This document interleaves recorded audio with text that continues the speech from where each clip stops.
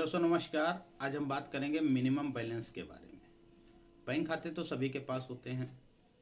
Bank खाते कितने प्रकार के होते हैं? बैंक खाते दो प्रकार के होते हैं। सबसे पहला होता है बचत खाता, जो सभी के पास होता है, और दूसरा होता है चालू खाता, जो ज़्यादातर व्यापारी अपने पास रखते हैं। उनका खाता होता है, किसी संस्था का खाता होता है, उसको चालू खाता बोलते हैं। इसको अंग्रेजी में करंट अकाउंट बोलते हैं। और जो बचत खाता है इसको सेविंग खाता बोलते हैं। सेविंग खाते में हमको मिनिमम बैलेंस रखना चाहिए। कितना रखना चाहिए, किस पर कितना पैसा रखने पर हम पे मिनिमम बैलेंस का चार्ज नहीं लगता, इसके बारे में बात करेंगे। और अब आपका मिनिमम बैलेंस न रखने पर जो चार्ज कटता था बैंक के द्वारा, वो अब नहीं कटेगा। ये एक आरबीआई की गाइडलाइन जारी हो चुकी है। अगर आपका खाता 2 साल तक ऑपरेट नहीं किया जाता, यानी 2 साल तक उस खाते में किसी प्रकार का ट्रांजैक्शन नहीं होता, ना लेना ना निकालना, तो उस खाते को आरबीआई ने कहा है कि आप इस पर किसी प्रकार का मिनिमम बैलेंस चार्ज नहीं लगा सकते। हालांकि मिनिमम बैलेंस चार्ज आपका कब से नहीं लगता, जब आपका खाता जीरो हो जाता है।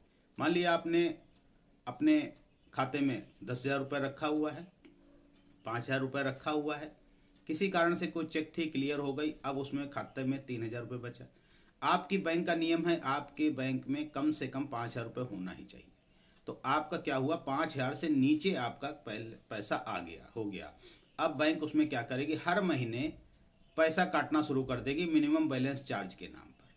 अब धीरे धीरे करके 6 महीने में 500 रुपये कटेगा महीने का, तो 6 महीने में ये पैसा खत्म हो जाएगा, यानी आपका खाता हो जाएगा जीरो। अब जीरो के बाद भी बैंक आप देखते होंगे तो आपके बैंक में माइनस चार्ज में दिखने लगता है, -1,000, -2,000, -6,000। इस प्रकार से जितने महीने तक आप उसका यूज नहीं करते हैं, 500 के हिसाब से पैसा कटता है।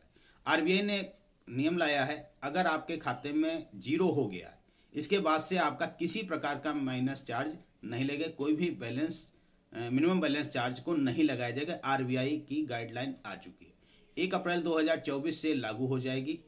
अभी तक अगर जिनके खाते 2 साल तक ऑपरेट नहीं किए गए हैं, तो बैंक उनसे स्वयं संपर्क करेगी, फोन कॉल के द्वारा, ईमेल के द्वारा, या उनके घर पे विजिट करके भी संपर्क कर सकती है। किसी कारण से अगर उनसे संपर्क नहीं होता है तो उनके नॉमिनी से संपर्क करने का भी प्रावधान है। हालांकि आप अगर आपके पास ऐसा कोई खाता है तो उसको आप मेंटेन रखिए। और मिनिमम बैलेंस जो होता है बैंक का, वो क्या होता है आप जानते हैं, हर बैंक का अपना अपना अलग होता है।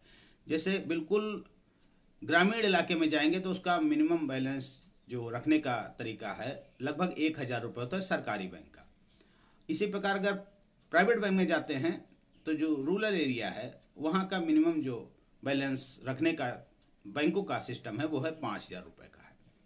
और अगर अर्बन में जाते हैं तो 10,000 रुपये आपको रखना। मतलब हर बैंक का अपना अपना अलग अलग क्राइटेरिया है कितना पैसा रखना है। हालांकि प्राइवेट बैंकें ज़्यादातर अपने खाते में, आपके खाते में 10,000 रुपये ही रखने के लिए कहती हैं। अगर इससे कम पैसा होता तो आपके मिनिमम बैलेंस चार्ज के नाम पर आपका खाता शून्य कर दिया जाता। लेकिन अब आरबीआई कहता है ऐसा बैंकें नहीं कर पाएंगी, ये बैंकों के लिए हिदायत है, ये गाइडलाइन है। अगर आपके साथ ऐसा होता है तो आप इसके कंप्लेन आरबीआई में कर सकते हैं। वीडियो में इतना ही, बने रहे हमारे साथ, चैनल को सब्सक्राइब करिए।